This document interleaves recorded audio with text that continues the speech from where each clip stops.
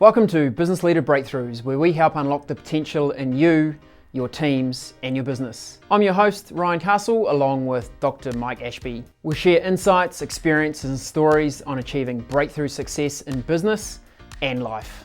In addition to a podcast, The Breakthrough is a coaching and advisory business that provides programs for business leaders, owners, and managers to develop your skills and capabilities to boost your business and enjoy a better life. To learn more, click the link in the episode show notes or go to thebreakthrough.co. Now let the breakthroughs begin. Welcome along to today's episode of the podcast. I'm very grateful to have my co-worker and our Breakthrough Head of Digital, Milena Cooper, with us today. Milena, welcome along. Thank you for having me. It's exciting to be here. In the podcast today, we're going to be talking about our breakthrough learnings in using freelancing and outsource work. We've tried it in a lot of different projects, a lot of different forms, and some of them have been stellar successes, and others we put in the, what would you call it, the learning basket? That's right. Sometimes, a big steaming pile of what, but the point is to learn from it, and that's what this podcast is about. Absolutely. Let us share some of those wins and some of the almost wins with you. So maybe, Milena, give us some context. Why would organisations and why have we looked to outsourcing and freelancing as an option? So I think one of the main things is that, you're really focused on growing your business or being able to do more with less. One of the things we always talk about. And you don't have to do it all yourself. And so kind of as being the digital manager here, we really look to how can we deliver what we need to deliver on without having the expense and the time of bringing people into our business on a permanent basis. And sometimes it's because we don't know what we need yet. Yes. So it's giving us a chance to evaluate what we do need and get that capacity and capability that we don't actually have in-house. So let me dig in on that one a little bit. How do we think about capacity versus capability? Capability is about the skills. So sometimes we just don't have the skill set. So some of the projects are about getting specific set of skills around design, and they might be short term. So we don't need to hire a full-time person to do a short-term, highly skilled task. And capacity is more around, sometimes in your business you have busier times, yes, and you have certain projects you need to deliver on, and you just don't have enough hours in your day, and it's not good use of your time either to be doing that extra work. So you look at that and you go, that's the capacity piece. Am I the right person to be doing this? Can someone else do it? Yeah. And maybe a really couple of simple examples around that capacity and capability. Capacity, we had a video that we just needed the audio transcoded into text. So, could I have done it? Could you have done it? Could someone else in the team? Yes, skill-wise, absolutely could have got that done. Was it good use of our time? No. Put it on a freelance platform, it was sorted, it was back to us the next day, and it cost us literally a few dollars. And then capability wise, we had quite a complex web project that we were trying to get in. It had multiple points of integration. We actually just didn't have the skill and the knowledge to do that, so that's where we really needed some capability. Absolutely. Yeah, great examples. Often the challenge around hiring people on a full-time basis is we really want them to be amazing at everything. Yeah. And we're lucky that many of our team are amazing at so many things, but you don't always get absolutely everything that you need. And this is one of the ways that freelancing and outsourcing can help us, right? Absolutely. Another example, and we'll probably come to it again, is a workbook that we have done. So we got it done once. The first experience was terrible because I did a lot of things wrong. Hence, you can learn from me. And the second time around, I found a much better freelancer who had the right capability and had good communication with him and got it done. And since we've done 3 more, and each one has been a breeze and kind of just leverage for me to be able to do what I'm good at. It's the content piece and the organizing, and let him do all the design and all the production, and it gets done magically overnight. While I'm sleeping, he's working. Sure. And so, so it was really good from that perspective of getting us to where we needed to be a lot more quickly than if I had tried to do it myself, and more cost effectively than if I had hired an agency locally here as well. And that's another piece of it, is that you can look at where you find these people. So local is good, and you often get referrals from people to give you extra capacity, and we've used a local agency to help us with some of our marketing for things that we needed to be done here where they were client facing. Yes. And an understanding of the local market was really important. So kind of assessing what's the right person. So that was a local resource. The second is when we do outsource, and that could be anywhere in the world, because there's no specific need for them to have any local understanding, local market knowledge, or even time zones isn't an issue, and sometimes it can be your advantage. So you go anywhere in the world and you use a freelancer platform. We use Upwork a lot, but there's many different ones out there. I've also used... What are some of the countries we've had people working for us in? India, Pakistan, Serbia, Israel, Yeah. Philippines, South America.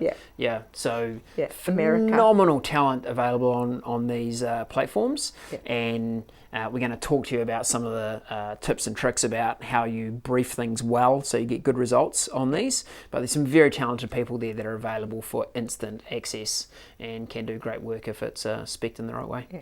And then the last one is virtual, where you literally actually don't even have a person working for you anymore.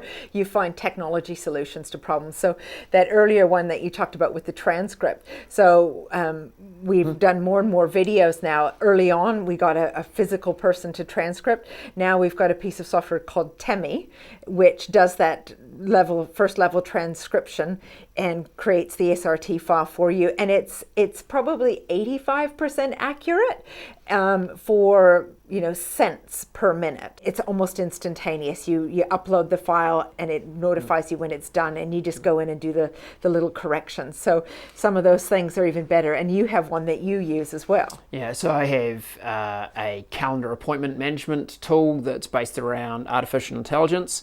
The website is x.ai, so just the letter x.ai, and I have a virtual assistant called Amy. Can be Andrew, you can choose. I use Amy, and I can just use very natural language in an email saying, Amy, I'd like to meet with Milena next week for 30 minutes on Wednesday. Can you please find a time that works for us?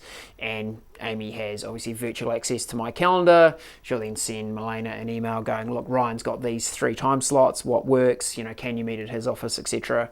And she handles all of that for us. So yeah, that's a great example of the complete and virtual. It's quite funny because you've had some instances where people have not known the difference and actually kind of fired back, right? Some personal things. So a little learning there, and how good it is and how much people kind of don't even recognize it. Yeah. I had one client come in and say, oh, Ryan, you bugger, I've just been asking Amy this morning how her weekend was. But that's how good some of this technology is getting. And think about just in that small instance how much time we spend just trying to coordinate meetings. I could easily lose hours and hours a week trying to just manage diaries between 2 or 3 people and get it coordinated. And Amy can do that all seamlessly. And look, is she perfect? No. Does she work probably 90% of the time? Yep, absolutely. So that's 90% that's sorted, and the other 10% then we put real people in to help get the 10% sorted.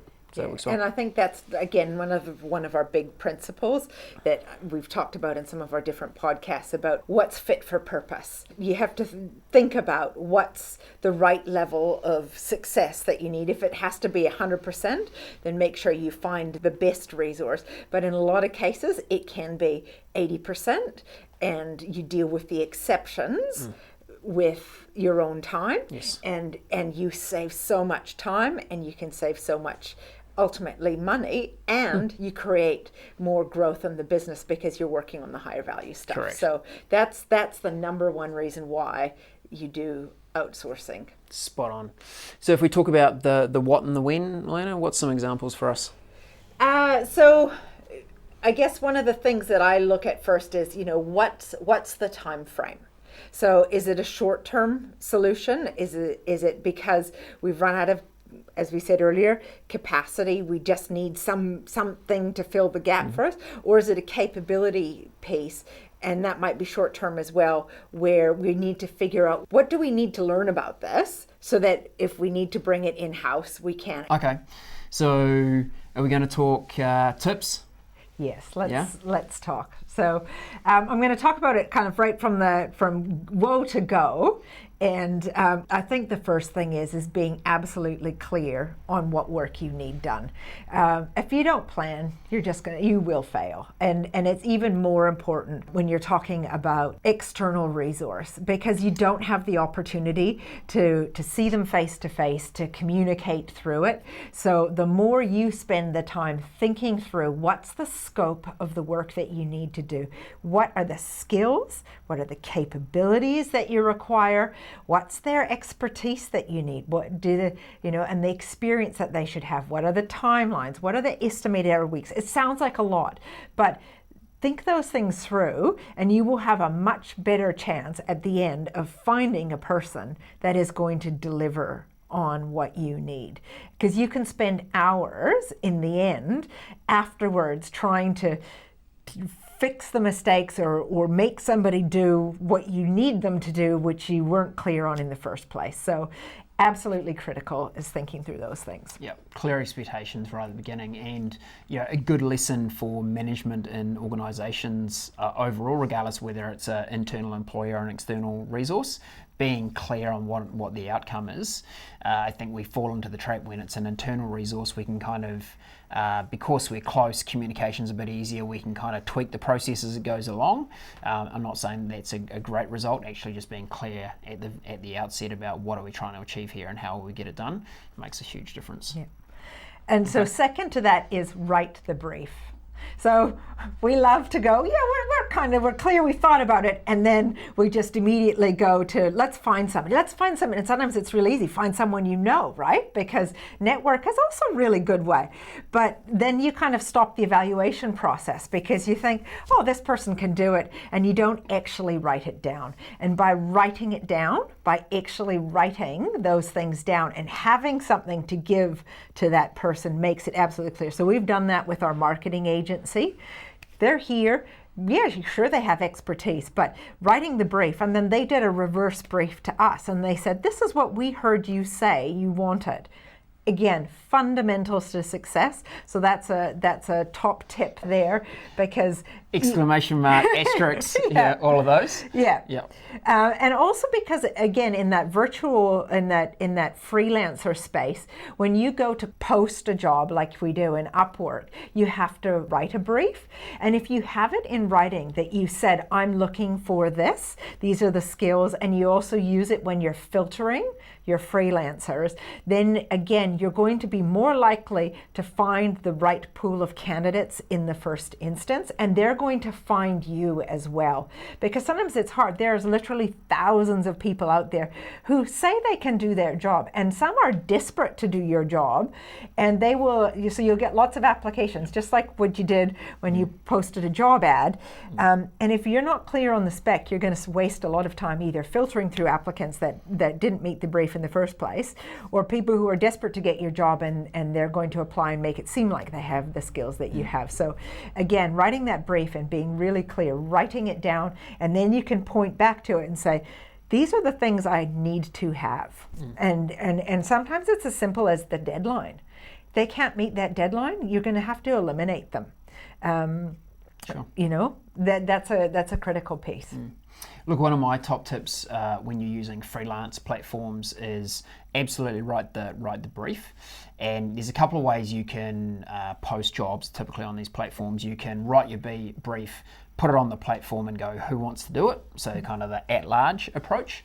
Or you can do the look through people that are listed on the platform and identify who you would like to do the job. So I find that a really good way to do it. I'm really clear because I've written the brief, or maybe someone else in our business has written a brief with much more detail than I would, which is quite helpful. But then going in and I look at things like, do you have the skill sets that match? How many 5-star ratings do you have on the site? How many hours have you logged on the site? So I'm looking typically for people that have done hundreds of hours of work. For me, the hundreds of hours of work tends to be an indicator that this is how they work, rather than someone that's doing a bit of a side hustle after work or something of that nature. So yeah, hours, ratings, technical skills, and then once I've identified a small group, normally like 5 or 6 people, I can then have the ability to contact them directly and go, here is my job brief, would you be interested in doing the work for us? Yeah. And I find that results in less effort around, rather than just publicly posting the job, when you tend to get, literally hundreds of responses back going, yeah, I can do it, I can do it. Yeah. I find that that approach works well. Yeah, that's a great tip. The other thing I learned, and this was a hard learned lesson, was to ask lots of questions. Don't assume anything, because again, it's one of those things, it's a bias. Oh, they look like the right person. They sound, they're saying the right things. Yeah, I'm just going to go for it. It feels pretty low risk. And sometimes it is fairly low risk on those simple, basic jobs. Like, so you make an evaluation. If it is a really basic task that a lot of people can do, go out there, get it, find the one, boom. But if it is specialist skills, like when we had the person that was doing that integration of our database, when we were looking for somebody to design a workbook, when we've been looking for people around podcasts, you want them to have those skills. So helping to look at the ratings, to helping to look at the hours worked and those things tells you about their experience.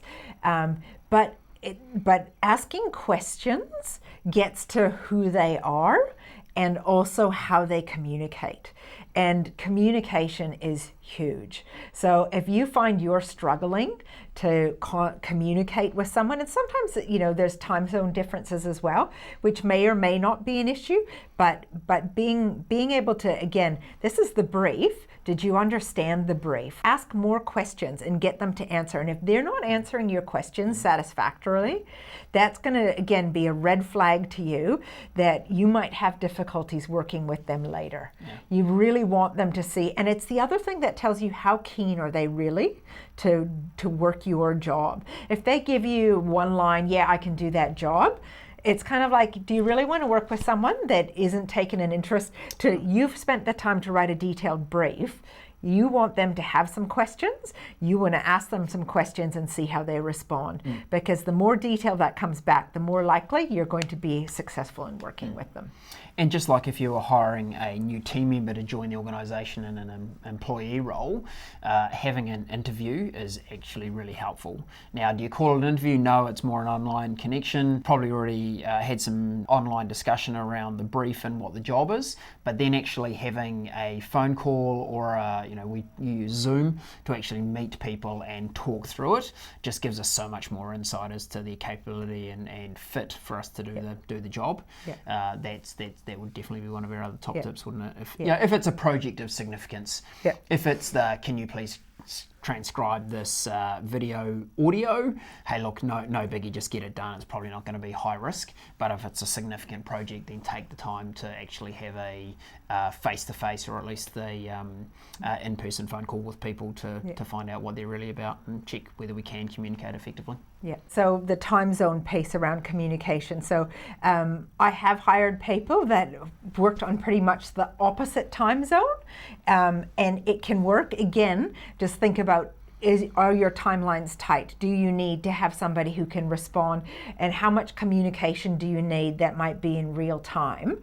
And if you need that, then having some overlap of your working hours and theirs is critical. So we outsourced some IT support for one of our websites, and that was actually a fail for us because we actually needed responsiveness within hours. And so one of the agencies said, yeah, we provide 24-hour support. There is somebody in the world based on their different centers that's going to be able to respond. One of the ones was in India, and that meant very difficult, and we got big delays. And so when a client's site went down and we needed them to help us, they weren't there, and it was very, very stressful. So that's another one of those bits where, again, you're evaluating how important is this criteria in that contract, and if responsiveness and timeliness is critical, like on an IT support, you absolutely need somebody who can, even if they're not in the same time zone, they can provide support to you in that zone. and if it is critical, test it before you need it. Yeah. So, literally log a almost a fake ticket with them if that's their process, to test whether they really do have people available to respond to you at all hours of the day. I'm suddenly remembering all these more projects that we've done. I'd completely forgotten about that one. It was like, more trauma you've brought back up. Thanks. We have learned a lot. We have. Another key thing is to have a budget. So everybody's going to ask you how much you're willing to spend. You actually have to have a budget in mind. Just kind of like salary. You don't necessarily have to spell it out to them, but you do have to have a range, and you need to be honest about it. One thing, it's always tempting to find the cheap option. You're not likely to win unless, again, it's that low risk. The cheapest is literally because it's low capability and you can just go and do it. If you're looking for expertise, make sure they have the expertise, but expect to pay a fair price. And it is a fair price. For what work they're doing. So you want to. And I've also found that sometimes the most expensive isn't also like just to kind of go, well, I think it's, worth this. Sometimes you do. Like my workbook production guy, he is amazing. If I were to go to a graphic designer down the road here, I am sure I would be paying hundreds of dollars for the same work that he's doing. So he's getting something because he has some flexibility to work on it in his own space and time. So his rates are kind of discounted because he doesn't have to support the infrastructure of an office, of marketing, of other staff and all of those things. So his rates can be less. So I don't have, but I made sure when I was looking for candidates, having learned from the first one, that one, he had the expertise I needed. He had worked on projects that matched my brief. He had excellent ratings and those things. And when I heard him, he's very fairly priced. And that, for me, is the sweet spot. And think about building a relationship that's going to last the distance with these people. I mean, some of our freelancers have become really critical parts of our team. Yes, they are remote. Do we know them at a culture level in our business? No, we don't. But they have become critical parts of our team. So if you set out to screw them on price, you're going to get that. You're going to get a level of service that is congruent with that approach. So, do something that works for them, make sure it works for you. And I think a overarching tip from me here would be, if the only reason you're going to an outsourcing model is to try and do it cheaper, I think you're going to fail. When you look at it as a way to have expertise in the business, expertise that you don't necessarily need full time, that you can have on-demand resource, those are really great reasons to outsource. Just simply going for getting it done cheaper, I think you're on a tough road. So if you're running into challenges in the process, if the project's not going as well as you hope, what are some things that we can do to manage that? So communication, it comes down to really, and the reality is that there have been times where I've gone, I probably wasn't clear enough, and so being responsive, giving them a chance to ask questions, responding to them, and making sure that you have that dialogue so that they can progress as well, because as a client you also have to be responsive to them. So there is that bit. But I think that the big lesson I learned is it all comes down to spending the time in writing the good brief, evaluating candidates, and picking the right candidate. Because when you get to the point where it's really not working, you really shouldn't settle, and you should just cut your losses and move on. Because in the virtual world, you will frustrate yourself to no end of trying to make it work with someone who it's not working with. When you have an employee in front of you, you have more opportunity to do performance management. You can coach, you can develop. It's a long-term expectation with that person, so it's worth the investment to help them grow and develop. But in the virtual world, for a short-term project, it's really, really difficult. And, sometimes there might be things that come up. I have an audio professional that I used to do voiceovers. He's also a university professor. So he's going to be available at different times. So when I infrequently brief courses to him, I always say, are you available? And is this, and here's the kind of level of work. And so it's kind of recognizing that it might not always work. I want to work around that, but that's where communication comes in, and I will continue to build that relationship and understand what his situation is. That's one of the things of hiring him, is I have to be aware he might be busy, but that's the risk I take, and I'm willing to take that one to work with him. Other ones, it's really not worth it. So don't settle. Be picky and cut your losses when it's really not working and move on. Great tips. To summarize a little bit, when you're thinking about outsourcing, a couple of key reasons to outsource. One is that if you or your team find you're doing low value tasks, I think that's a great reason to outsource, get someone else to do those, and you focus your time on the things that really add value to the business. And certainly the other one being where you lack the expertise or capability in your business and it's not a role that you would require full time. Outsourcing is a fantastic way to just absolutely raise the capability and expertise that you have in the business, albeit virtually, is a great way to do it. If we were reflecting on the top tips, we would say communication is huge. Be very, very picky about who you choose to start working with. And the more important the project is to your organisation, the pickier you need to be. Yeah. If it's a low value task and it's a one-off, look, don't waste your time, kind of get in, get it done and bear the consequence possibly. Yeah. But if it's an important project, spend the time, brief it really, really well, interview people, check that they have the expertise, get them to do a trial project before you commit to the larger thing, and then communication all the way through. Every hour you invest in the front end is going to come back in spades in the back end for how smoothly and how well this project will run. So front load your thinking and your time in planning, and you will absolutely have the return in giving you the capability and the speed and finding the candidate that fits with your organization. And look, we find this really exciting as a way to raise capacity and capability in our own organization. The world is changing very quickly. Innovation, technology is changing every single day. We're always trying to find better ways, more efficient ways to get things done. And being able to have access to a global platform of people with different expertise is such a great addition to our business. It's been a huge enabler. We've been able to deliver projects that we just simply wouldn't have been able to deliver either maybe at all or certainly not in the timeframes that we've been able to do them internally. Does it come with some challenge? Absolutely.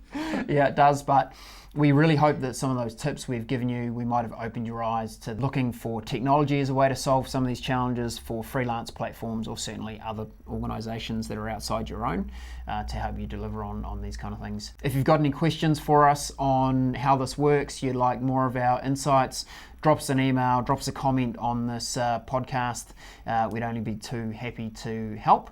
Milena, any closing words? So I highly recommend thinking before you hire, think, can we do this another way? And then evaluate that, because you might be surprised what you'd be able to do without hiring somebody to do it in your own business. Yeah. See you next time.